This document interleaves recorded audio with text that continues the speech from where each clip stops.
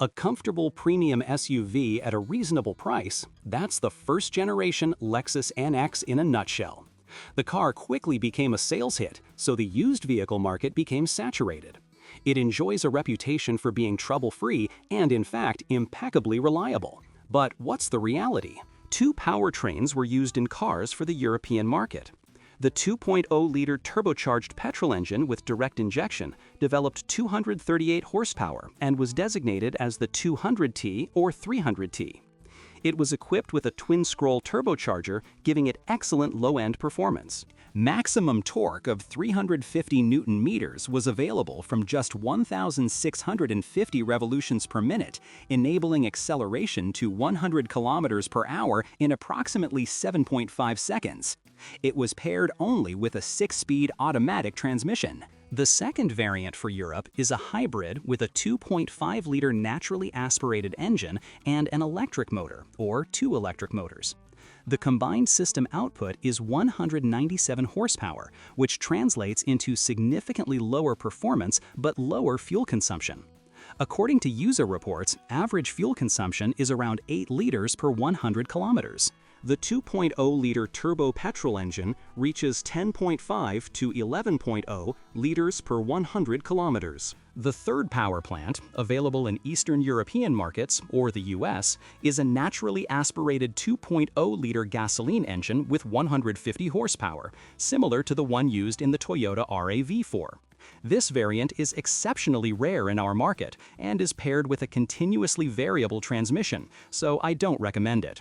Fuel consumption is rather high and performance is poor. Lexus NX I, 2014 to 2021. Which engine to choose?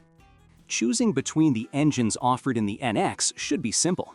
If performance is your priority, the powerful gasoline engine is undoubtedly the best option. If fuel economy is your priority, the hybrid is the way to go. On the one hand, if the car will be used primarily for city driving or short trips, it's better to choose the hybrid version. But on the other, its fuel consumption in such conditions won't impress either. Therefore, the petrol version will also be fine, as high fuel consumption at low mileage isn't as significant. Ultimately, it's a matter of taste. Both engines are good and rarely break down, but the one installed in the hybrid is simpler and easier and cheaper to repair.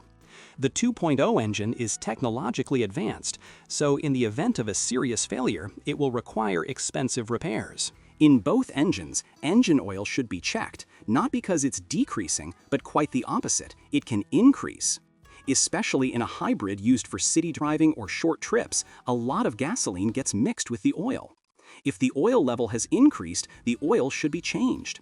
It's best to change it fairly frequently with this type of use, even every 5,000 kilometers. The Lexus NX is a car that breaks down so infrequently that it's fair to say it's reliable, meaning completely trouble-free.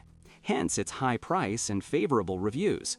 Users complain more about the car's features, the smooth shifter I mentioned earlier, or the eCVT gearbox, but not about its faults. It's worth noting that both automatic transmissions are incredibly durable. When researching this model's reliability, one might get the impression that all the faults are practically isolated.